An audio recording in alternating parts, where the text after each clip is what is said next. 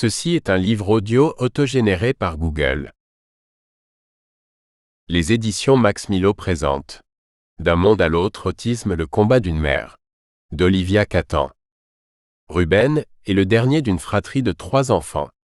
À 4 ans, il ne parle pas, refuse de dormir, crie à certains bruits. Pourtant, l'ordinateur n'a pas de secret pour lui. Le diagnostic tombe, il serait autiste. Commence alors le combat d'une mère pour que son fils vive normalement. Formation aux méthodes éducatives à l'étranger, orthophonie, psychomotricité.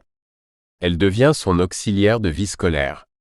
Peu à peu, il sort de son mutisme, s'épanouit et devient un élève presque comme les autres. Dans ce témoignage, Olivia Catan dénonce la ségrégation silencieuse des enfants autistes en France. Elle raconte son militantisme et ses rencontres avec des politiques de premier plan. Son espoir est de changer le regard sur l'autisme. Journaliste, Olivia Catan a collaboré entre autres avec les Cahiers économiques du Monde. Présidente de l'association Parole de femmes, elle a écrit 2 femmes en colère, Ramsay 2006, La femme, la République et le bon Dieu, presse de la Renaissance 2008. Elle vient de créer l'association SOS Autisme en France. Des notes sont disponibles sur les éditions e-book et brochets du livre. Préambule, l'autiste invisible. On nous dit qu'il y en a 600 000 en France, mais où sont-ils? Ils ne sont pas dans les écoles ni dans les centres de loisirs, les salles de sport ou les conservatoires, pas même dans le métro, les magasins ou les entreprises. Pire que des enfants cachés pendant la guerre, ce sont des fantômes invisibles qui errent aux frontières de notre monde à la recherche d'une main tendue et d'un peu de lumière. Est-ce leurs parents qui les cachent? Se censurant eux-mêmes en voulant protéger la chair de leur chair du regard d'autrui? Les sortent-ils seulement la nuit, pour qu'ils puissent sentir la brise du soir et le reflet de la lune sur leur visage? Parce que le regard des gens n'est pas bienveillant, et qu'il est curieux, moqueur et insultant. Comme si l'autisme était un terrible virus qui risquait de s'attraper en un instant. Et quel est le visage de l'autisme que l'on nous montre sans cesse? Sinon celui d'un enfant ou d'un surdoué adulte. L'enfant parce qu'il reste angélique et inoffensif, le surdoué parce qu'il est plus intelligent que la norme des gens. Pourquoi ne voit-on jamais d'adultes autistes ou de petits vieux autistes? Est-ce qu'il existe des autistes mariés? Des autistes qui ont une sexualité? Des autistes diplômés? Des autistes syndicalistes ou employés? Des autistes élus ou retraités? Ils existent probablement, mais qui veut les montrer? Comme si le fait de croire qu'ils ne peuvent pas penser impliquait qu'ils n'aient pas d'avenir ou même le droit de vieillir. Alors on les cache jusqu'à les oublier. Oublier qu'ils existent et qu'ils sont 600 000 en France à errer d'hôpital en asile, exilés dans leur propre pays, qui leur refusent l'asile et le droit d'exister. Chapitre 1, L'autre chemin. C'est l'histoire d'un long parcours. Devenir mère peut parfois vous emmener sur des chemins inconnus sur lesquels vous ne pensiez jamais aller. C'était un 13 décembre 2005, quelques jours avant Noël, lorsque mon petit garçon Ruben poussa son premier cri à 1h du matin. C'était mon 3e enfant, le petit dernier que l'on fait pour se faire plaisir, pour ne pas vieillir trop vite et en avoir encore un à la maison, une fois que les 2 grandes filles partiraient vivre leur propre vie. Cette nuit-là, je pris mon fils fièrement dans mes bras. Je me mis à regarder son visage, ses petites mains, ses petits pieds en recomptant chacun de ses petits doigts pour vérifier qu'il ne lui manquait rien. Tout était normal. Je souris de mes angoisses. Tout est normal, me répétais-je. Il va bien. Le médecin me dit qu'il était sorti au bon moment, parce qu'un nœud entourait sa gorge. C'est un beau bébé joufflu en pleine santé de 4 kg et 200 grammes, ajouta-t-il. Je regardais mon mari avec tendresse, épuisée mais heureuse. Nous l'avions enfin notre fils chéri, et mon mari semblait déjà se réjouir de tout ce qu'il allait faire avec lui. Jouer au foot, se plaindre des 3 filles de la maison, et enfin partager des trucs de mec. Je me sentais enfin soulagé. Ma grossesse avait été difficile et fatigante, beaucoup de contractions précoces, un souffle au cœur qui s'était accentué. J'avais presque 40 ans, 2 filles au caractère bien trempé. Je travaillais beaucoup, quelques piges de journaliste qu'il fallait dénicher ici et là, quelques contrats en tant qu'attaché de presse pour une maison d'édition et un livre que je venais de terminer. Mais toutes mes inquiétudes, ma fatigue, ma souffrance lors de l'accouchement étaient déjà loin.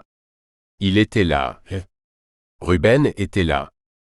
Alors je plongeai mon regard dans le sien, et il me regarda avec une telle profondeur que j'éclatai en sanglots. Il avait de beaux cheveux châtains et de grands yeux noisettes, bordés de longs cils noirs. Son nez était fin. Sa bouche généreuse semblait être dessinée au fusain. Il ressemblait à ces petits angelots au visage parfait et au regard doux et rieur que je collectionnais. « Nous ferons de grandes choses, lui dis-je. Tu es mon petit prince, mon grand amour, et je serai toujours à tes côtés jusqu'à la fin de mes jours. » Et lorsque quelques heures plus tard, je m'endormis à ses côtés, tenant ses petites mains dans les miennes, j'étais loin de me douter du sens de mes promesses. Je ne me doutais pas non plus qu'à partir de ce moment-là, plus rien ne serait comme avant, et que ma vie, notre vie prendrait un autre chemin. Chapitre 2, un petit génie. Ruben était un bébé joyeux, souriant, au regard lumineux. Il était le petit chouchou de la famille. Ses sœurs l'adoraient. J'avais fait le choix de ralentir mes activités pour m'occuper de lui. Mais j'avais enfin fait quelque chose qui me tenait à cœur depuis des années, créer une association afin de défendre les droits des femmes. Notre maison était devenue une véritable succursale féministe. Et toute la famille y participait à sa façon. Mon mari réfléchissait avec moi aux campagnes. Mes filles créaient des tracts. Ruben tentait de mettre les invitations dans les enveloppes et je l'emmenais très souvent avec moi lors de mes débats ou mes émissions de télévision. Mon fils était un bébé facile et tranquille. En y repensant, peut-être était-il trop tranquille. Mais je trouvais qu'il avait une grande capacité d'adaptation. Il aimait le changement et les voyages. Et nous partions souvent ensemble pour des petits week-ends et pour chacune de mes conférences. Je n'arrivais pas à me séparer de lui, même pour une nuit. J'avais besoin de sa présence à mes côtés. Ruben adorait les chambres d'hôtel. Il aimait surtout découvrir le fonctionnement de la télévision et le mini-bar qu'il vidait dès son arrivée afin de jouer avec les bouteilles. Il les alignait parfaitement les unes à côté des autres sur le sol, puis, semblant satisfait de son œuvre, les mettait à nouveau dans le mini-bar et recommençait la même opération à plusieurs reprises. Ruben semblait s'intéresser à tout. Les yeux grands ouverts, avide d'informations, il observait chaque détail avec attention. Et je trouvais qu'à chacun de ses voyages, Ruben progressait et s'animait davantage. Comme tous les parents, j'essayais de l'éveiller de multiples façons. Je lui racontais des histoires, je lui chantais des chansons, je lui achetais des jouets correspondant à son âge. Mais je n'arrivais pas véritablement à jouer avec lui. Il préférait jouer seul. Il aimait bien faire des percussions avec tout ce qui lui passait sous la main, de la cuillère en bois à la brosse à cheveux. Ses jeux étaient répétitifs et toujours rythmés. Il adorait aussi la télévision, surtout les publicités qu'il regardait avec fascination, mais ne s'intéressait pas du tout aux dessins animés, comme ses sœurs avaient pu le faire. Il ne mâchouillait pas non plus ses jouets et n'avait pas de doudou préféré. Je lui avais acheté un tapis d'éveil et de jeu, afin de l'inciter à se mettre à quatre pattes, mais il ne semblait pas intéressé par les crapahutages de bébé. Il se mettait sur le dos et rêvait. À l'âge de 9 mois, il se mit debout et marcha sous nos yeux ébahis. Ruben avait du caractère et ne semblait pas vouloir faire comme les autres.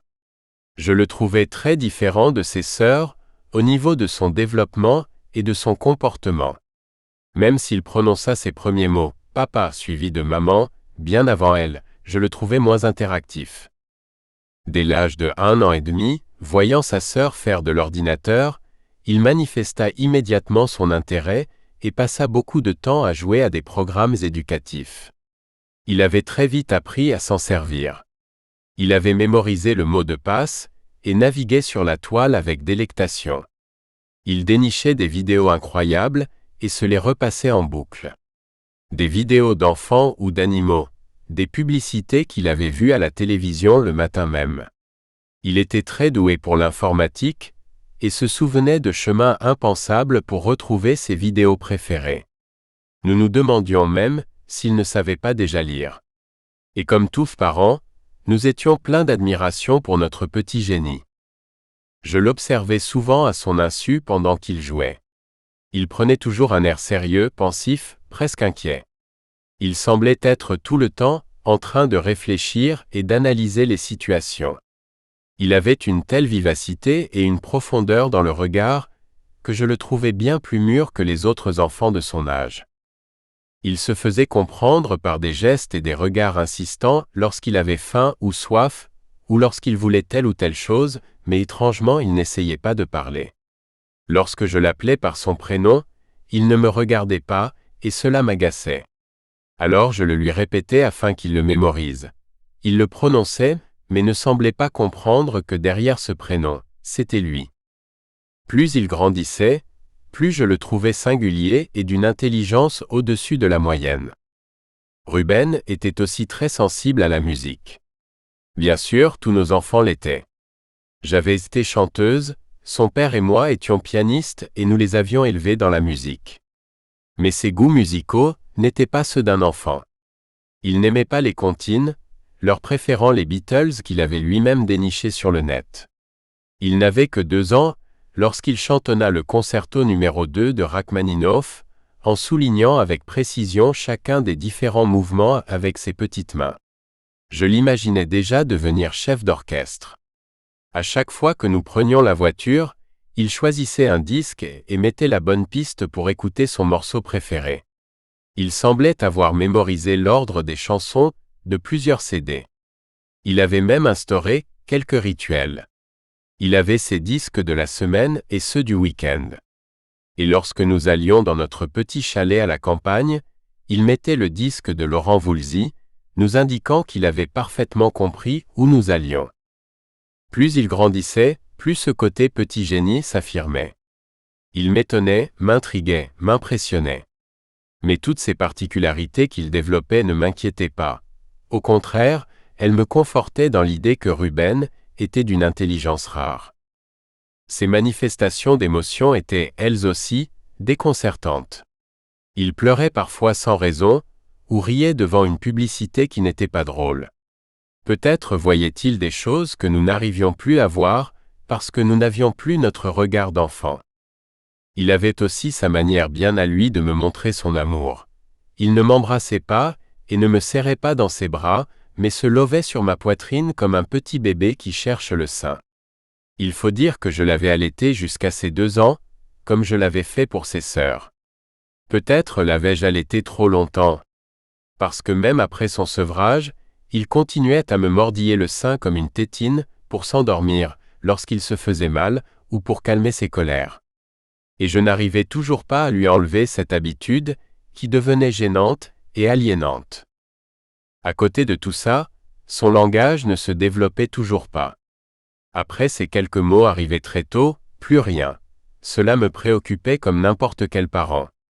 Mais je n'étais pas plus inquiète que ça. Après tout, les enfants évoluaient tous de façon différente, et Ruben n'était pas mutique. Il communiquait avec son visage, ses yeux, ses mains. Mais il ne babillait pas comme les autres, et il avait inventé un langage à lui, fait de sons gutturaux au rythme cadencé. Il répétait des mots comme Meshia. Nous en rigolions parfois en nous disant que dans sa vie antérieure, ce petit juif séfarade avait dû être ashkénaze. Peut-être nous parlait-il tout simplement yiddish. Mais plus le temps passait, plus son silence commençait à me peser. Et ce langage inventé et codé me tapait sur le système parce que je n'arrivais pas à le déchiffrer. En plus, lorsque je n'arrivais pas à le comprendre, il se mettait en colère. Et ces colères devenaient de plus en plus fortes et fréquentes. Mon mari et ma mère me disaient que j'aurais dû le sevrer plus tôt, que je le couvais trop, le considérant comme un bébé, et qu'il fallait que j'arrête mes fixations sur son langage.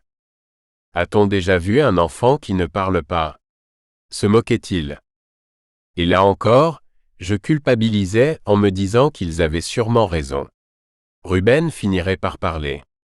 De plus, nous l'avions emmené voir différents pédiatres. Tous les examens avaient été normaux, et ils m'avaient tous rassuré.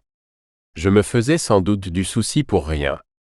Lors d'une nouvelle consultation, mon pédiatre m'expliqua que les petits garçons étaient moins précoces que les filles, qu'Einstein avait parlé à 6 ans et qu'il ne fallait pas s'inquiéter.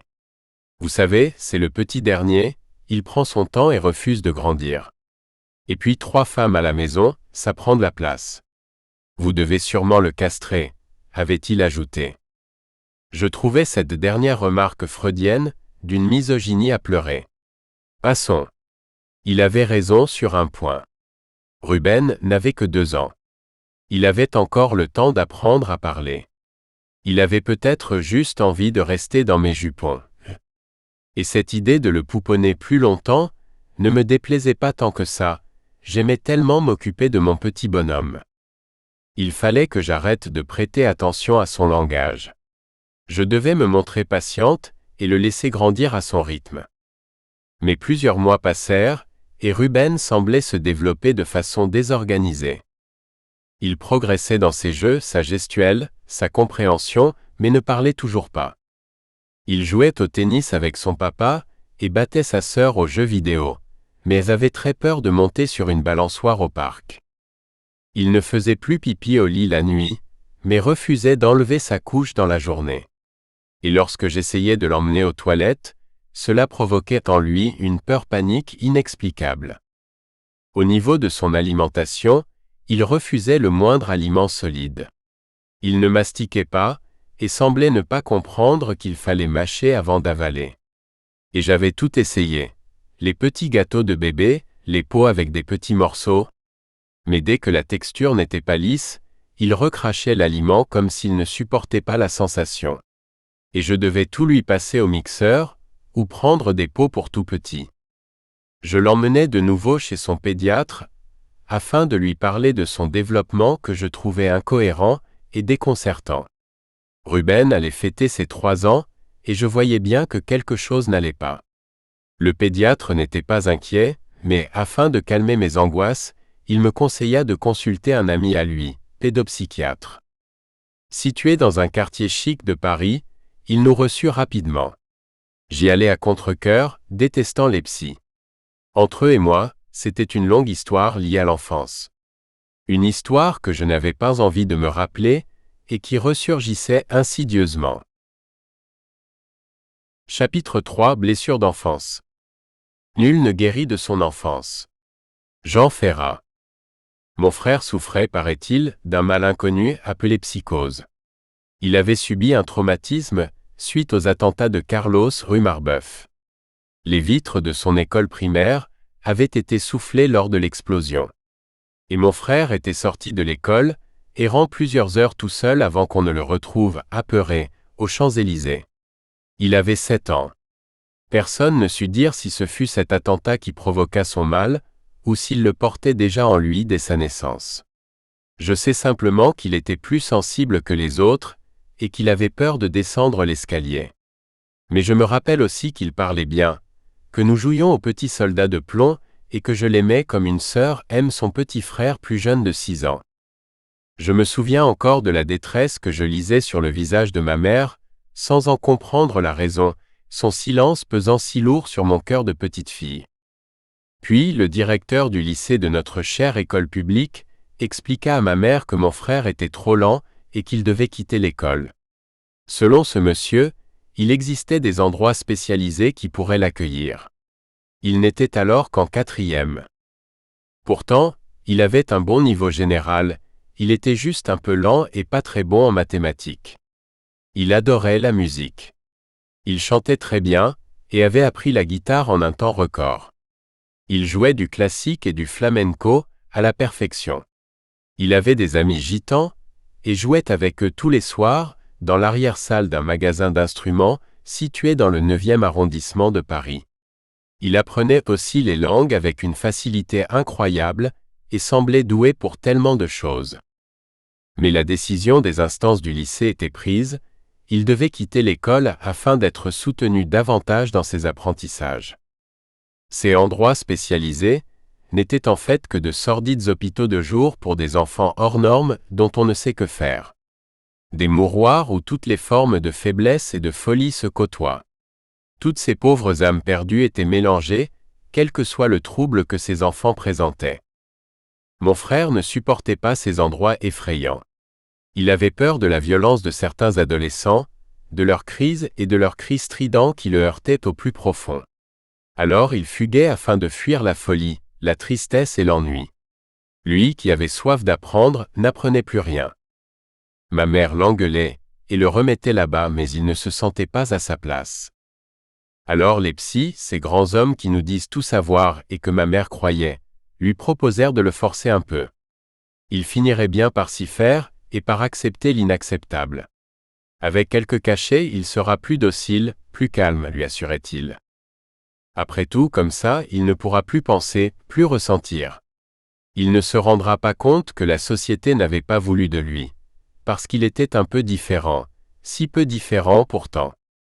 Et c'est ainsi que mon premier petit prince aux cheveux bouclés, à la silhouette élancée et à la joie de vivre éclatante, se mit à ne plus se lever le matin, à vivre dans le brouillard, et à grossir, jusqu'à ce que des problèmes de santé finissent par arriver. Les cachets de toutes les couleurs prescrits par ces grands spécialistes avaient fait quelques dégâts sur son estomac. Mais cela, personne ne l'avait dit à ma mère. Personne ne l'avait prévenu. Comme si à côté du reste, cela n'était pas si grave. Et peu à peu, mon petit frère perdit définitivement ce regard lumineux au profit d'un regard naviguant de la tristesse au vide. Mais les psys étaient contents.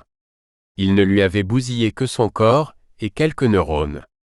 Ils disaient fièrement lui avoir évité le pire. Ils avaient raison, ils lui avaient évité de vivre, d'étudier, de travailler, de fonder une famille, d'avoir un avenir. Ils lui avaient juste volé sa vie, tout comme ce directeur d'établissement scolaire qui, sans le savoir probablement, avait précipité sa descente aux enfers. Voilà comment son nom, inscrit autrefois sur une liste d'élèves de notre grande école publique, devint un matricule anonyme sur un dossier de la MDPH. Voilà pourquoi j'étais parti si tôt de chez mes parents. Pourquoi mon début de vie de femme avait été si douloureux, gardant de cette blessure d'enfant une fragilité et une colère que le temps n'apaiserait jamais. Chapitre 4 – Le parcours du combattant. Acte 1. Moi, j'aimerais être une fée, parce que je pourrais lui envoyer un sort pour qu'il préfère être ici que sur la lune. Alors, je lui donnerai la main pour qu'il vienne avec moi. Tiré du film d'animation Mon petit frère de la lune de Frédéric Philibert. Voilà pourquoi aussi, bien des années plus tard, je regardais ce pédopsychiatre, petit bonhomme froid et insipide, se tenant tout droit sur sa chaise avec tant de méfiance et tant d'appréhension. Mais ce jour-là, il ne nous dit rien. Rien qui nous alarma, rien qui nous réjouit ou qui nous apprit quelque chose. Ayant déjà cherché sur le net toutes les pathologies dont pouvait souffrir mon fils, je lui citai parmi eux l'autisme, ce qui fit bondir mon mari, qui ne partageait pas du tout mes craintes. Mais il me répondit que ce n'était probablement pas cela. D'un ton monocorde, il nous expliqua que, de toute façon, il était trop tôt pour s'inquiéter, que Ruben avait simplement un retard de langage, mais qu'il semblait être dans la communication et que nous aviserons plus tard. Puis il ajouta, avec une ridicule préciosité, pour nous et pour son petit magnétophone, qu'il nous fallait consulter une orthophoniste. Ce que nous fîmes immédiatement. Cet orthophoniste, qui avait un certain âge, utilisait d'anciennes méthodes qui n'amenèrent aucune verbalisation de la part de Ruben. Il l'appelait Mimi, l'aimait bien et jouait aux petites voitures. Alors nous l'emmenions à son cabinet, 2 fois par semaine, en attendant le miracle.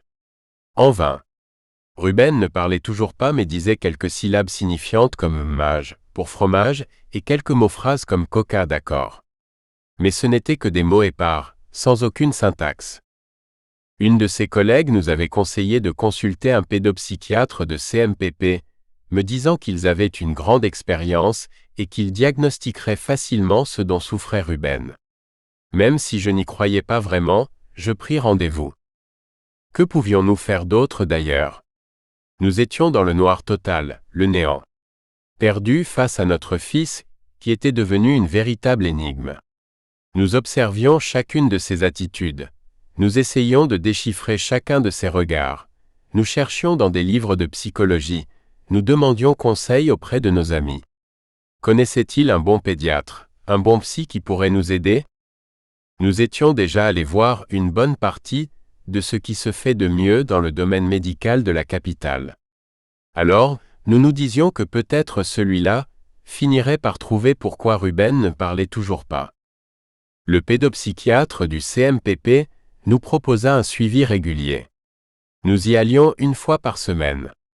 Il ressemblait au comédien Richard Dreyfuss en plus négligé et dépressif. Il restait là, immobile sur sa chaise à regarder Ruben jouer au sol avec des petites voitures.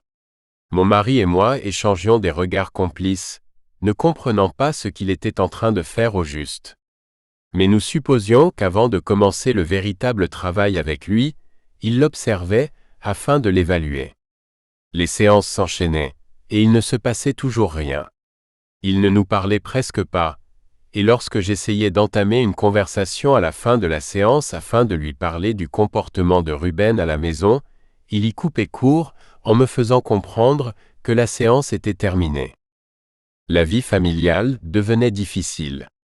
Nous essayions de jongler entre les 3 enfants, nos boulots respectifs, mais plus rien ne fonctionnait. Le problème de Ruben était devenu une sorte de grain de sable qui avait déréglé toute la machine routinière familiale. Les filles commençaient à déprimer, et nous n'allions pas très bien non plus, mais chacun de notre côté. Nous nous étions repliés sur nous-mêmes. Nous ne sortions plus, ayant peur des crises de Ruben. Et nos amis, notre famille nous appelait de moins en moins. Je ne sais pas si ce sont eux qui n'osaient plus nous téléphoner, ou si c'est nous qui nous isolions. Mais nous nous sentions lâchés par nos proches, seuls au monde face à nos problèmes. Nous avions l'impression que tout nous échappait et que nous n'avions plus le contrôle de nos vies. Ruben devenait de plus en plus agité, même la nuit. Il se réveillait une nuit sur 2 afin de nous rejoindre dans notre lit. Il se mettait entre nous et se collait à moi comme un petit animal apeuré. Je mettais plusieurs minutes avant de réussir à le rassurer et il se rendormait dans mes bras. J'étais un peu inquiète et mon mari me réconfortait en me disant que ce n'était qu'un caprice d'enfant, que nous ne devions pas céder et qu'il fallait que je le recouche dans son lit, une fois endormi. Mais à chaque fois que j'essayais de l'y remettre, il se réveillait, et je finissais par capituler, vaincu par l'épuisement. Ces problèmes de sommeil m'étonnaient. Ruben avait toujours bien fait ses nuits, et ce, dès le retour de la maternité, pour notre plus grand bonheur. Peut-être faisait-il des cauchemars? Sa sœur en faisait à peu près au même âge, mais elle nous le disait parce qu'elle parlait. Nous en avions discuté avec le pédopsychiatre, qui nous avait expliqué qu'à cet âge-là, les enfants se mettent à développer des peurs et qu'il ne fallait pas s'inquiéter. Peut-être, disait-il, était-ce aussi un simple caprice, une envie de séparer le couple en se mettant au milieu, une envie de ne pas quitter sa maman avec laquelle il a développé une sorte de fusion. Mais ces explications psychanalytiques ne nous aidaient pas beaucoup.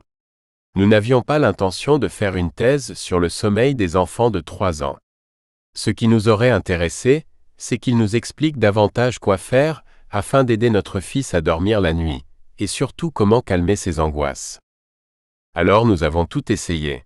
La fermeté, la douceur, la camomille et les sirops homéopathiques, les massages, le fameux nounours de bonne nuit, les petits. Mais rien n'y faisait. J'essayais même de le bercer, en lui chantonnant des airs qu'il aimait bien. Il plongeait ses yeux dans les miens, et m'écoutait religieusement chanter sa chanson préférée, T'es beau de Pauline Croze. À la fin de la chanson, il disait avec sa toute petite voix « Encore », et je la chantais et la rechantais des dizaines de fois jusqu'à épuisement. Nous tentions pourtant d'être imaginatifs et de mettre en place de nouveaux scénarios afin de l'inciter à dormir. Mais ni le marchand de sable, ni nos rituels n'arrivaient à apaiser notre beau petit prince. Et il n'était pas question d'écouter mon pédiatre, qui m'avait prescrit un calmant assez puissant. Avec l'histoire de mon frère, j'étais réfractaire à ce genre de médication. La situation empirait de semaine en semaine, jusqu'à ce que Ruben refuse catégoriquement de se coucher. Il jouait à l'ordinateur ou à des jeux répétitifs et refusait de dormir. Et dès que je le couchais, il paniquait et se mettait à pleurer et à crier. De plus, Nous espérons que vous avez apprécié cet aperçu. Pour continuer à écouter ce livre audio sur Google Play Livres, utilisez le lien dans la description de la vidéo.